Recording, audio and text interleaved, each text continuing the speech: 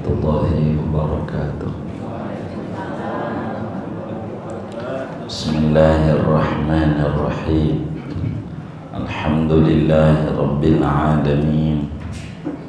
Wassalatu wassalamu ala sayyidina Muhammadin wa ala alihi wa sahbihi ajma'in. Allahumma inna nastahdika li arsyadi amrina wa zidna ilman yanfa'una. Qala al-imamul mufassir rahimahullahu ta'ala wa nafa'ana bihi wa bi barakati ulumi wa ghafara lahu wa li masyayikhihi wa li masyayikhina amin. Qala ta'ala wa atayna Isa ibn Maryam al-bayyinat. Betul ini. Wa atayna, dan memberikan oleh kami pada Nabi Isa putra Maryam al-bayyinati, akan segala keterangan-keterangan, ayil ajaiba, yakni perkara-perkara yang menakjubkan, min ihya'il mauta, daripada menghidupkan orang-orang mati, wa ibra'il akmahi, dan menyembuhkan orang yang buta rata, wal abrasi, dan orang yang belang, wal ikhbari bil maghibati, dan memberitakan dengan segala hal-hal yang gaib, wa ayyadnahu birruhil qudus, dan menguatkan oleh kami akan Nabi Isa dengan Ruhul Qudus, malaikat Jibril. Ai a'nahu bi Jibrila fi ay a'annahu bi Jibrila fi awali amrihi wa fi wasatihi wa fi akhirih, yakni telah menolong oleh kami akan Nabi Isa dengan malaikat Jibril pada awal urusannya Nabi Isa, dan pada pertengahannya, dan pada akhirnya. Wa huwa nafkhu Jibrila fi Isa, yaitu menolongnya, meniupkannya malaikat Jibril pada penciptaan Nabi Isa, wa ta'limuhu al-uluma, dan mengajarkannya malaikat Jibril akan berbagai ilmu, wa hifdhuhu minal a'da'i, dan menjaganya malaikat Jibril dari segala musuh, wa i'anatuhu, dan menolong Nabi Isa, wa raf'uhu, dan mengangkatnya ila sama'i, ke langit, hina aradatil yahudu qatlahu, ketika menghendaki oleh Yahudi akan membunuh Nabi Isa. Walau sya'allahu maqtatalal ladzina min ba'dihim min ba'di ma ja'athumul bayyinat. Andai menghendaki oleh Allah, niscaya tidaklah membunuh oleh orang-orang dari sesudah mereka, dari sesudah apa yang datang pada mereka oleh segala keterangan-keterangan. Ay alladzina ja'u min ba'dir rusul, yakni orang-orang yang datang dari sesudah para rasul, minal umamil mukhtalifati, daripada umat-umat yang berbeda-beda, bi an ja'alahu muttafiqina ala tibair rusulil muttafaqati ala kalimatil haqq, dengan bahwa menjadikan oleh Allah akan mereka akan bersepakat atas mengikuti para rasul yang disepakati atas kalimat kebenaran. Walakin ikhtalafu fiddin, akan tetapi mereka berselisih pada agama. faminhum man amana bima ja'at bihi ulaika rusulu min kulli kitabin wa amilu bih. Maka setengah dari mereka ada orang yang beriman dengan apa yang datang dengan membawanya oleh mereka itu para rasul dari tiap-tiap kitab, dan mereka mengamalkan dengan kitab itu.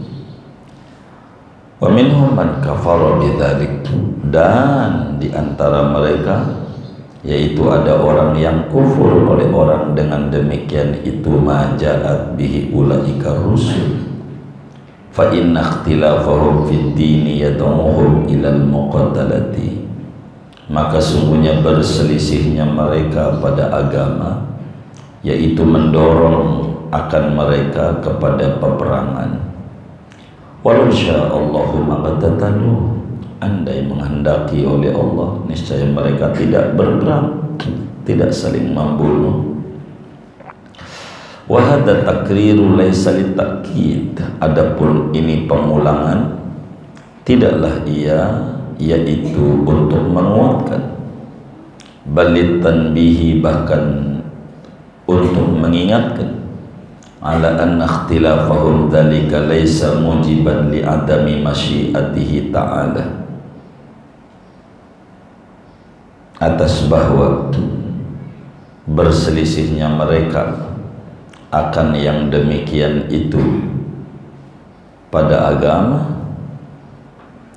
yaitu tidaklah perselisihan itu menyebabkan bagi ketiadaan kehendaknya Allah li adami titalihim, bagi ketiadaan peperangan mereka. Balillahu ta'ala mukhtarun fi dzalika, bahkan adapun Allah ta'ala yaitu berkehendak pada yang demikian itu. Hatta law sya'a ba'da dzalika ada maqtitalihim maqtatalu, sampai-sampai andai menghendaki Allah sesudah yang demikian itu akan ketiadaan peperangan mereka, niscaya tidaklah berperang mereka. Walakin Allah yaf'alu ma yurid, akan tetapi Allah yaitu memperbuat oleh Allah akan sesuatu yang ia kehendaki. Fayuwaffiqu man yasha'u, maka memberi taufik oleh Allah akan siapa yang ia kehendakinya. Wa yakhzilu man yasha'u, dan menghinakan Allah akan siapa yang ia kehendaki. La'tiradu alaihi fi fi'lihi, tidak ada penentangan atas Allah pada perbuatan Allah. Wallahu a'lam bishawab. Segini. Bapak Ibu, saudara-saudara sekalian yang mulia, kajian kita tafsir masih surat Al-Baqarah ayat 253 lanjutan atau juz 3 di ayat pertamanya. Dari juz 3 kita sudah menyelesaikan 2 juz, sisanya tinggal 28 juz daripada Al-Quran ini. Insya Allah, moga Allah beri kita umur yang berkah. Pertemuan ini, kajian kita masih berbicara bahwa para rasul-rasul Allah itu diunggulkan satu dibanding yang lainnya, meski semuanya sama tapi tidak serupa. Sama-sama mereka rasul Allah, yang mengutus adalah Allah, tapi kelebihannya tidaklah sama satu dengan yang lain. Ada yang lebih ditinggikan oleh Allah dibanding yang lainnya. Pertemuan yang lalu menyinggung namanya Nabi Musa, menjelaskan juga tentang Nabi Yuna Muhammad, sallallahu alaihi wasallam, dan pertemuan ini lanjutannya tentang bagaimana Nabi Allah Isa putra Maryam. Selalu dalam Al-Quran Nabi Isa selalu diberi catatan putra Maryam, supaya orang tidak keliru, jangan menganggap Nabi Isa anak Tuhan, adalah kekeliruan besar. Kekeliruan besar. Kalaulah mau disembah, kalau pakai akal semata, maka Nabi Adam lah yang layak. Nabi Isa ada ibu tanpa bapak, sedang Adam tanpa bapak, tanpa ibu. Kalau mau dihitung hebatan antara Isa dan Adam, masih hebatan Nabi Adam, sebab terlahir tanpa bapak, tanpa ibu. Bila saudara-saudara kita yang di sebelah Anda memahami ini, mesti dia bakalan datang ke Al-Ikhlas ngaji bareng-bareng. Yakin, aku yakin kalau paham. Nabi Isa, Allah jelaskan, wa ataina Isa bin Maryam al-bayyinat. Kata Allah, sementara Nabi Isa, Allah subhanahu wa ta'ala, Isa putra Maryam, diberikan oleh Allah akan berbagai macam mukjizat yang amat sangat menakjubkan. Mukjizatnya Nabi Isa, dan memang yang namanya Rasul selalu dibekali oleh Allah namanya mukjizat, amrun khariqun lil 'adah yadharu ala yadin nabi min anbiya'illah. Yang namanya mukjizat ba'da bi'sati adalah perkara yang luar biasa yang keluarnya dari seorang nabinya Allah pasca menjadi nabi. Itu namanya mukjizat. Bila sebelum jadi nabi namanya irhas. Sesudah jadi nabi namanya mukjizat. Sedangkan karomah keluar dari seorang wali min auliyaillah. Karomah sifatnya sattar, dan mukjizat sifatnya al-duhur wasyaharah. Karomah sifatnya diumpetin, sedang mukjizat sifatnya ditongolin untuk menunjukkan kebenaran bahwa seorang tersebut adalah nabi dan rasulnya Allah subhanahu wa ta'ala. Nabi Isa, saudara, kursinya naik turun ini kayak jalan puncak aja ini. Saya minta sumbangan sama orang partai, nggak ada yang ngaji. Mana di antara kelebihan Nabi Isa? Di antaranya ihya'il mauta, bisa ngidupin orang mati. Nabi Isa, orang mati bisa hidup kembali. Sebetulnya tidak banyak, 4 doang yang dihidupin oleh Nabi Isa. Lebih banyak Nabi Jirjis, 700 orang ngidupin orang mati. Itu Nabi Jirjis 700.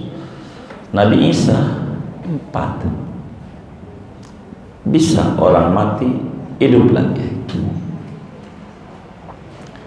Di umat Nabi Muhammad sallallahu alaihi wasallam, Nabi bilang, ulama ummati ka anbiya Bani Israel.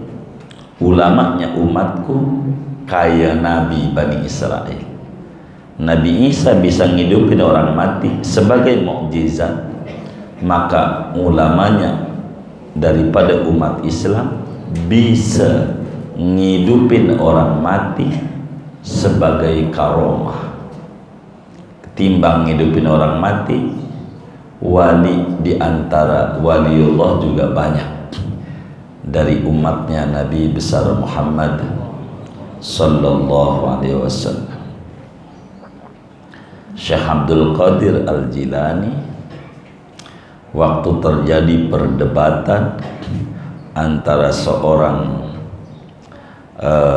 Yahudi Nasrani dengan Muslim, kata Nasrani tinggian Nabi Isa dibanding Nabi Muhammad. Kata si Muslim tinggian Nabi Muhammad dibanding Nabi Isa. Kata Nasrani Nabi Isa bisa ngidupin orang mati. Nabi Muhammad bagaimana? Dia tidak bisa jawab. Muslim mungkin ngajinya ngantuk tadi, nggak bisa jawab. Padahal di Maulid Azab juga ada, wali walidayhi rabbu qad ahyakama. Apa tulisannya nih? Ini nggak hafal nih. Loh, kan suka dibaca. Wali walidayhi rabbu qad ahyakama qad jaa fil. Bagaimana ini? Qad amana bihi haqqan qad awjaba. Enggaklah. Qad amana bihi haqqan.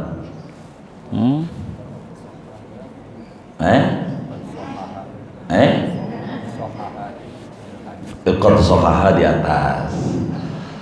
Wali walidayhi rabbu qad ahyakama qad sohaha fil hadisi wa ujida qad amana bihi haqqan wa man dollas sabila wa ubaida. Begitu. Wa man qala bi khilafi dzaka dollas sabila wa ubaida.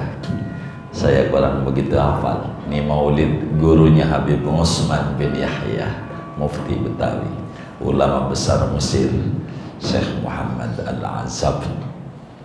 Gitu. Didemen oleh banyak orang. Bentar maulidnya, bentar. Kalau berjanji panjang, nggak kelar-kelar, potong aja potong biar cepat. Lagi amplopnya di lab, gitu. Langsung diri aja, gitu. Kata yang baca maulidnya tuh.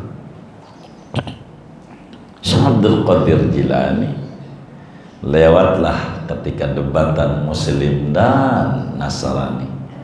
Kata si Muslim, yai, kata ini orang hebatan Nabi Isa dibanding Nabi Muhammad. Kata saya hebatan Nabi Muhammad dibanding Nabi Isa. Kata dia Nabi Isa bisa hidup orang mati. Ini gimana jawabannya?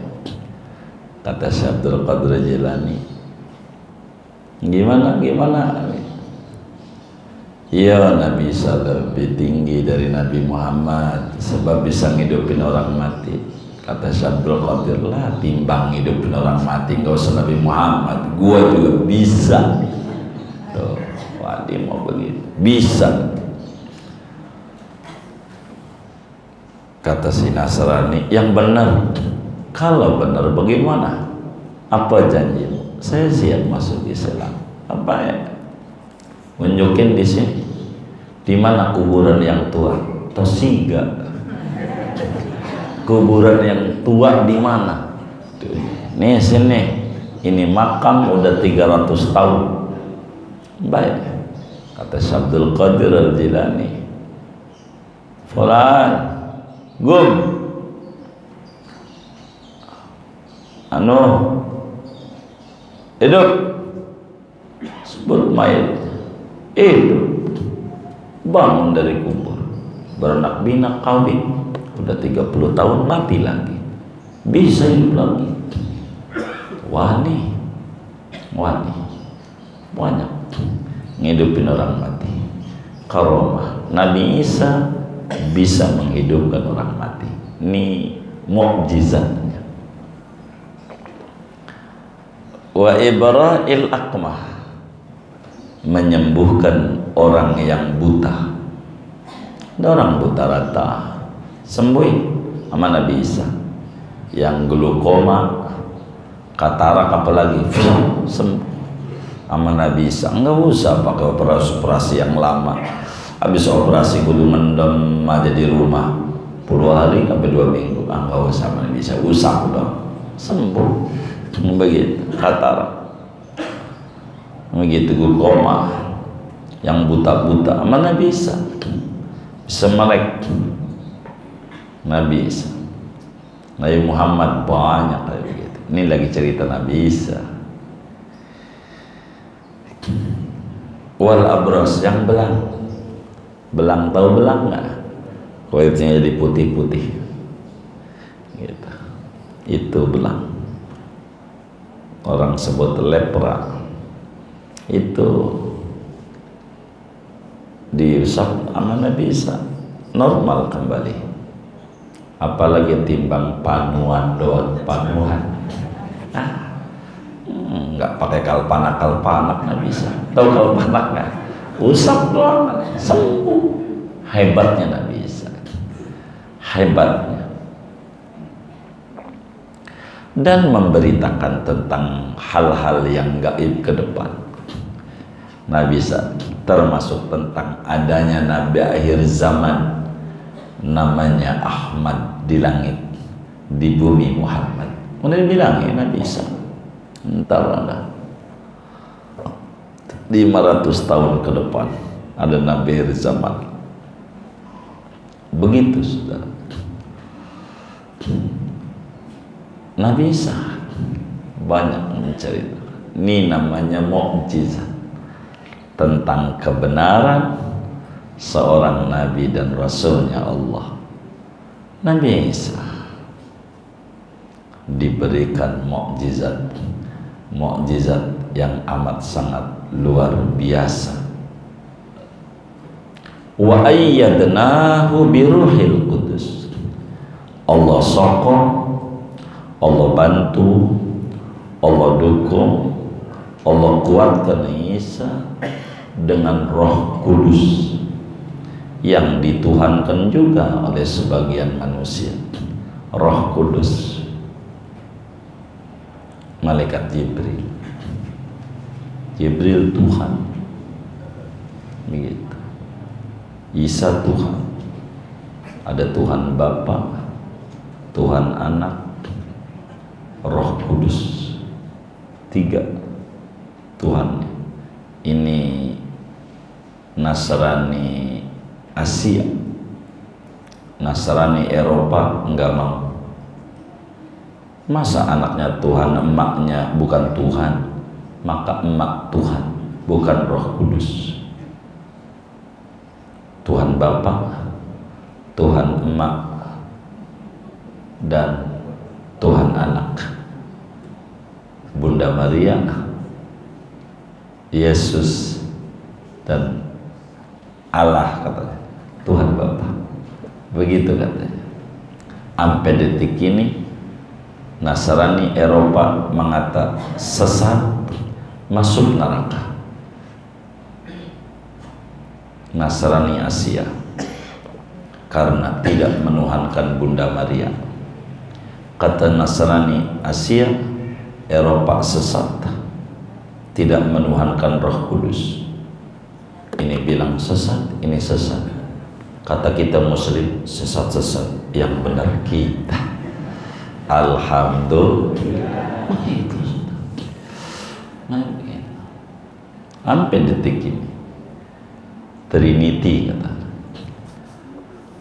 Apa maknanya ayat nahu? A'annahu bi Jibril.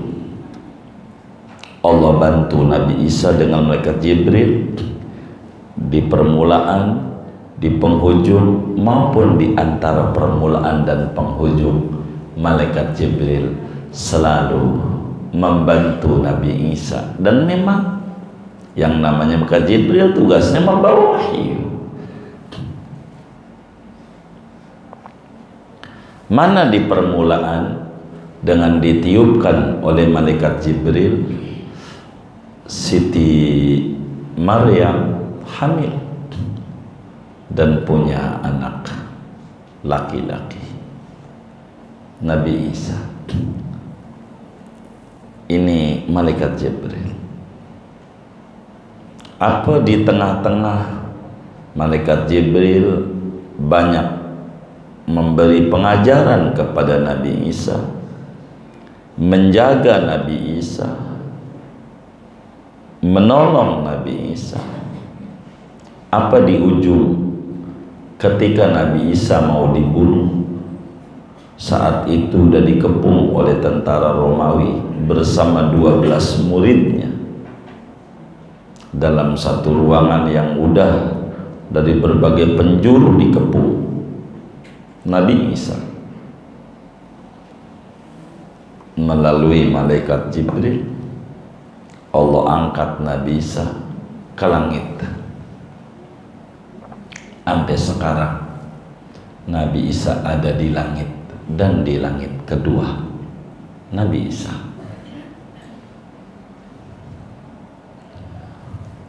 Ketika dikepung nggak ada. Dia bingung, Yahudi sebagai tentara kerajaan Romawi suruh nangkep dan membunuh Nabi Isa, enggak ada. Maka mereka bingung kudu dapat. Akhirnya Yudas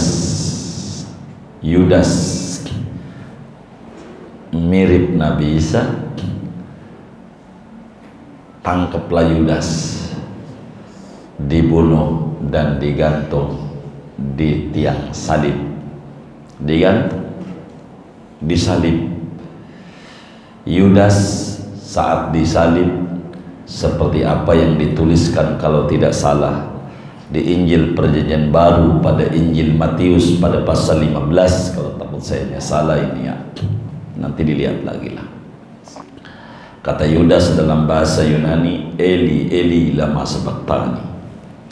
Kata Yudas, Tuhan, Tuhan, kenapa aku diperlakukan seperti ini?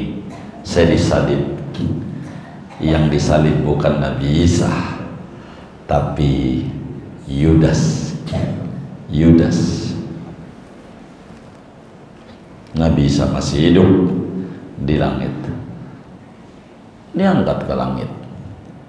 Maka diangkat ke langit dulu ada di kalender, di almanak, kenaikan Isa Al-Masih. Kenaikan Isa Al-Masih.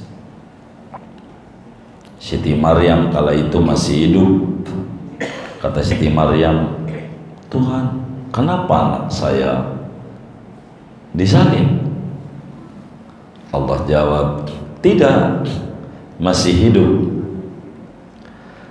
di langit. Kalau hidup, turuninlah.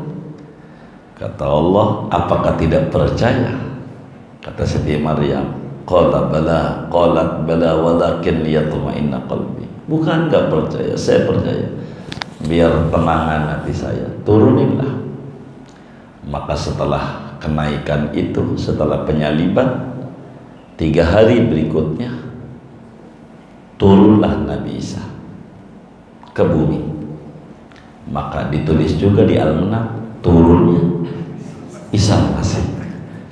Nah itu ada. Ketika udah turun, Siti Maryam, iya ya Rob, saya yakin anak saya hidup, silahkan naik lagi ke langit. Kenaikan Isa Al-Masih, ada namanya Paskah, ada begitu. panjangnya nanya mas sebelahnya. Itu begitu saudara, ditolong oleh Allah. Nabi Isa waktu mau dibunuh Yahudi naik, masih hidup sekarang, enggak disalib, kagak. Yang disalib Yudas, bukan Nabi Isa. Masih hidup, nanti panjangnya di ayat-ayat mendatang. Singkatnya, Nabi Isa diberikan mukjizat banyak oleh Allah Subhanahu wa ta'ala, dan Allah beri pertolongan melalui malaikat Jibril dari permulaan sampai kenaikannya Nabi Isa ke langit. Semuanya pertolongan Allah Subhanahu wa ta'ala. Walau sya'allahu maqtatala alladhina min ba'dihim min ba'di ma ja'athumul bayyinah. Kalau Allah mau, karena Allah sifatnya iradat, berkehendak, kalau Allah mau, niscaya tidak bakalan terjadi pertempuran orang-orang sesudahnya setelah datang keterangan yang nyata. Artinya, kalau Allah mau, Allah jadikan semuanya seia sekata ngikutin para rasul. Kalau Allah mau, semuanya dibikin muslim semua. Kalau Allah mau, bisa saja. Walakin ikhtalafu fiddin, akan tetapi mereka berselisih tentang agama, sehingga ada orang yang beriman kepada Rasul dan kepada kitab yang dibawa para Rasul, bahkan mereka mengimplementasikan, mengamalkan ajaran-ajaran yang dibawa, yang terkandung dalam kitab tersebut. Dan ada juga yang kafir, yang berselisih, yang tidak beriman sampai detik ini. Kalau saudara pengen paham, Yahudi sama Nasrani sampai ini hari enggak pernah ada akur, sampai detik ini. Yahudi sama Nasrani tidak pernah akur. Yahudi menuduh Nabi Isa sebagai anak penzina. Itulah tuduhan Yahudi. Islam yang rapihin tuduhan itu. Sampai detik ini Nasrani membenci Yahudi karena kematian Yesus, Yahudilah yang bunuh. Begitu mereka menganggap, dan sampai menuduh Nabi Yusuf pun juga selingkuh dengan Zulekha begitu. Islam juga yang merapihi. Sampai detik ini Yahudi sama Nasrani tidak pernah akur. Adakah sisi akurnya? Ada, pada memerangi Islam. Dua-duanya berbagai cara. Wala yazaluna yuqatilunakum hatta yaruddukum an dinikum in istata'u. Mereka tidak henti-henti memerangi kalian umat Islam semampu mereka, dengan cara mereka, sehingga kalian meninggalkan agama kalian. Berbagai cara. Demikian. Kalau Allah mau, semuanya beriman. Tapi sudah menjadi ketetapan Allah, kita diberikan akal untuk menemukan keberadaan Tuhan, dan menemukan hikmah ilahiyah, mestinya Yahudi Nasrani percaya kepada Nabi Muhammad sallallahu alaihi wasallam. Kan utusan Allah juga, yang ngutus Allah. Jangan lihat dari bangsanya lah, walaupun bukan dari bangsa Israel, tapi sama-sama utusan Allah. Terserah Allah mau ngutus dari bangsa mana. Kemudian mereka tidak beriman, pada hakikatnya menyalahkan Allah. Hakikatnya begitu. Maka ada juga yang kafir dan banyak, dan ada yang beriman. Walau sya'allahu maqtatalu, andai Allah mau, enggak bakalan ada terjadi perselisihan. Maknanya perselisihan yang terjadi tidak menyebabkan ketiadaan kehendak Allah. Allah enggak bisa ditanya dengan apa yang dia perbuat, karena tidak ada yang berkuasa di atas Tuhan. Fa innaka taqdi wa la yuqda alaik. Tuhan menghakimi dan tidak ada yang bisa menghakimi Tuhan. Enggak bisa ditanya, terserah Allah. Allah mau membuat orang beriman, bisa. Allah mau membuat tidak beriman, bisa. Tapi manusia dengan hukum alam, ayatus sunnah, dikasih akal oleh Allah untuk menemukan sebuah kebenaran. Kasih akal, silahkan gunakan akalnya, akan ketemu titik iman kepada Allah. Bila akalnya tidak digunakan, maka sulit untuk menerima sebuah kebenaran apa yang dibawa oleh Nabi besar Muhammad sallallahu alaihi wasallam. Balillahu ta'ala mukhtar fi dzalik. Allah itu bebas memilih karena dia punya sifat iradat, iradat yang mutlak.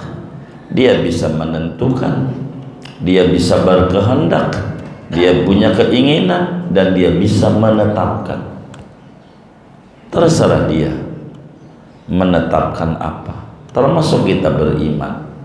Kalau mau jujur, kita iman bukan mau kita, Allah punya kasih.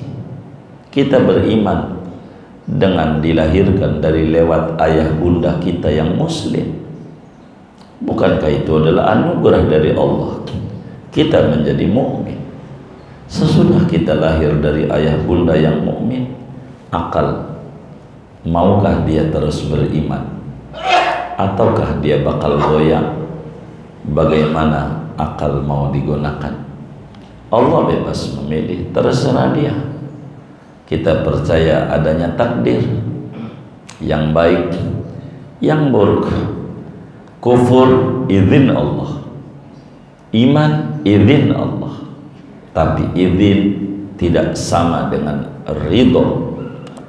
Izin jurusannya dengan iradat Allah, sedang ridho Allah jurusannya dengan perintah Allah. Kalau menjalankan perintah Allah, di sana ada ridho. Kalau menjalankan maksiat, enggak ada ridho. Izin ada, sebab izin berbicara ketetapan Tuhan, dan segalanya tidak akan keluar dari apa yang ditetapkan oleh Allah, sebab Allah bersifat iradat. Walakinnallaha yaf'alu ma yurid. Allah itu memperbuat apa yang dia kehendaki. Apa aja bisa Allah. Mencipta orang tanpa bapak, tanpa ibu, bisa kayak Nabi Adam. Mencipta orang ada bapak, enggak ada ibu, bisa kayak Siti Hawa. Mencipta orang ada ibu, enggak ada bapak, bisa kayak Nabi Isa. Mencipta orang ada bapak, ada ibu bisa kayak kita semuanya Allah kau berkehendak bisa, dan tidak ada yang bisa menghalangi kehendak Allah. Allahumma la mani'a lima a'taita wa la mu'tiya lima mana'ta wa la radda lima qadaita. Semuanya terserah Allah dengan iradatnya. Kita nggak paham iradat Allah kita besok hidup apa wafat, ya kita nggak tahu. Hanya kepengen kita punya, pengen kita hidup, kepengen kita dagang lancar, pengen kita sehat, itu kepengen kita. Tapi hakikat ya terserah Allah yang punya iradat. Kita mempunyainya kepengenan, tapi tidak bisa menentukan. Kalau Allah bisa menentukan dan bisa menetapkan. Presiden Indonesia 2024 Allah udah tahu, dan dia yang menetapkan. Kita nggak tahu, kita nggak paham. Kalau takdir udah terjadi baru kita paham. Itulah kita, pengetahuannya terbatas sebagai makhluk. Allah apa saja dia bisa perbuat. Kalau Allah mau, enggak bakalan mereka berselisih pada agama setelah dalil-dalil yang jelas tentang kebenaran Rasul, termasuk kebenaran Nabi Muhammad sallallahu alaihi wasallam. Maka mereka berselisih. Ada yang beriman mantap imannya, ada juga yang kafir, yang tidak percaya kepada Nabi Isa. Ada yang beriman sama Nabi Isa, dan ada juga yang tidak beriman kepada Nabi Isa, bahkan menuduh yang tidak-tidak. Yang beriman ada juga yang kelewatan mensifati sifat Tuhan kepada Nabi Isa, yang tadinya hamba Tuhan berubah menjadi anak Tuhan, kelewatan. Padahal dia adalah hamba. Dia ada ibu Nabi Isa, ada kakek namanya Imran, ada nenek namanya Hannah, keluarga besarnya namanya Ali Imran. Selepas surat Al-Baqarah ini kelar, kita bakal berbicara keluarga besar daripada Nabi Isa. Keluarga. Ada yang beriman kepada Nabi Isa, ada yang kufur. Mereka berselisih. Ada yang mengata Nabi Isa Tuhan, ada yang mengata Nabi ini benar, yang mengata Nabi Isa Nabi. Dan berbicara Tuhannya aja ada yang berselisih lagi. Ada yang dikata Bunda Maria manusia melahirkan Tuhan, ada yang mengata Bunda Maria Tuhan, Roh Kudus bukan Tuhan. Ini berbeda-beda. Walakin Allah yaf'alu ma yurid. Allah dapat memperbuat apa yang Ia mau. Allah berikan taufik kepada siapa yang Allah kehendaki. Allah hinakan, tidak dikasih taufik siapa yang Ia kehendaki. Kita ngaji, ini taufik dari Allah. Begitu, Allah kasih sehat, Allah kasih dorongan, Allah kasih gerak kaki kita, Allah kasih kita duduk-duduk di majelis. Ini semuanya adalah taufik dari Allah Subhanahu wa ta'ala. Maka saudara, cara menyambut iradat Allah kepada kita pada akhirnya ada empat cara menyambut ketetapan Tuhan pada kita. Ketetapan Tuhan itu ada 4 masalahnya. Ketetapan ada 4, cara menyambutnya 4. Yang ada di otak kita cara menyambut itu tugas kita, ketetapan itu tugas Tuhan, dan kita jangan memikirkan di luar tupoksi, di luar tugas pokok kita. Ada ketetapan, ada menyambut ketetapan. Tugas kita pada menyambut ketetapan. Ketetapan Tuhan satu, bisa saja nikmat. Dua, bisa saja ketetapannya adalah musibah. Ketiga, bisa saja ketetapannya taat. Keempat, bisa saja ketetapannya maksiat. Maksiat. Ada nikmat, apalagi musibah, taat, maksiat. Ini 4 ketetapan. Semuanya urusan Allah, dan kita tidak ada main pada wilayah ini.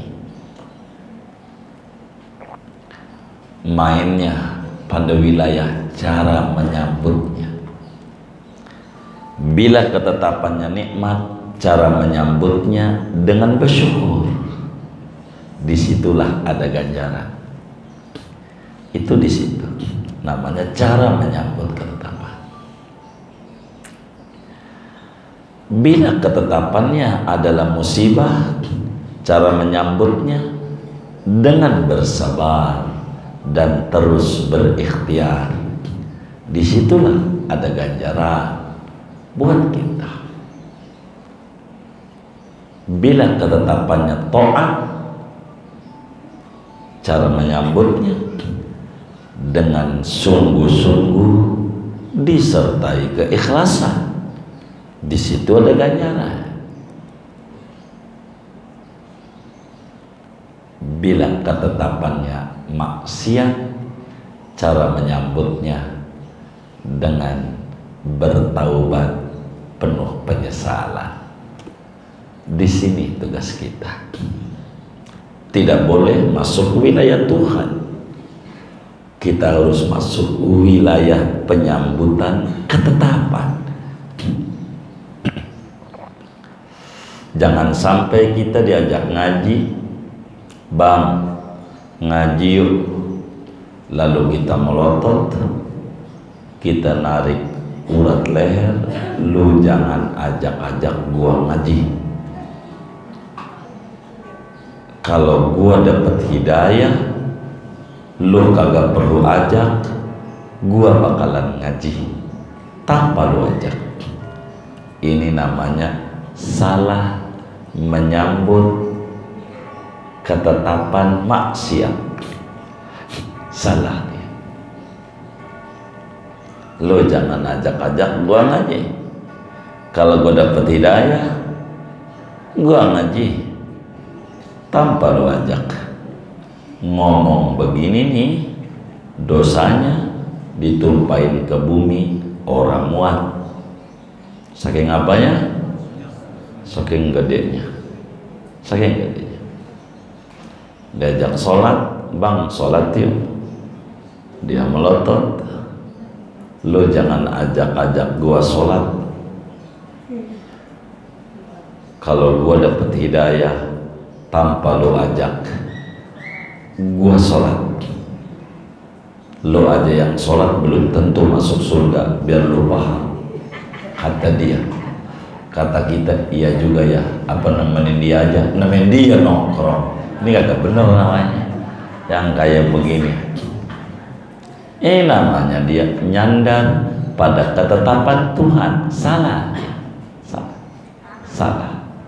Ngomong begitu tuh dosanya gede banget. Gede banget.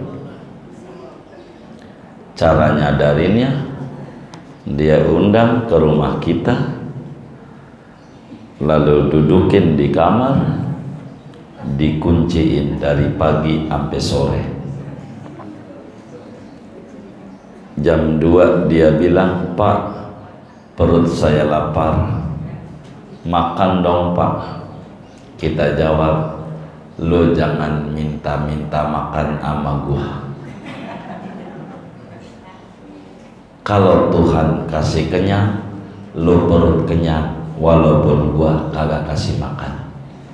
Seminggu aja nggak kasih makan." Gimana kira-kira? Gimana kira-kira? Modal ya. Kalau pengen kenyang, makan. Kalau pengen dapat hidayah, ngaji, bukan ditungguin. Salah menyambut ketetapan Tuhan. Kalau maksiat, mabuk, ya taubat. Begitu, dengan penuh penyesalan cara menyambut maksiat. Kan Tuhan juga yang membuat gua mabok, yang ntarlah Tuhan kasih hidayah. Ya gak bisa lah. Jangan nyandar sama ketetapan. Anda salah menyambutnya, Tuhan disalahin, nggak dapat hidayah Tuhan. Begitu, salah dia. Kan Anda dikasih akal, dikasih tangan, dikasih kaki, ya ngajilah, sholatlah. Begitu. Ini namanya cara nyambut ketetapan. Nyandar sama ketetapan boleh saja bila pada urusan musibah. Kalau urusan musibah, bolehlah kita nyandar sama ketetapan. Boleh. Dagang kita rugi, ya beginilah, tugas hamba hanya ikhtiar. Allah yang menetapkan, udah takdirnya. Hari ini rugi, biar kita tidak berontak dan frustasi. Boleh pada musibah. Adapun pada maksiat, tidak boleh kita nyandar pada ketetapan. Sebab yang kayak begini akan bengal terus. Salah dia. Walakin Allah yaf'alu ma yurid. Allah memperbuat apa yang dia kehendaki. Kehendak Allah ada taat, ada maksiat, ada nikmat, ada musibah. Salah menyambutnya. Nikmat bisa jadi kufur nikmat, arogan. Ini salah. Cara menyambutnya musibah dengan keluh kesah, ini salah. Cara menyambutnya taat dengan ujub, ria, sombong, ini salah. Cara menyambutnya maksiat dengan terus bersandar pada takdir, yakni ketetapan Allah, ini salah. Bukan itu, maka ada tuh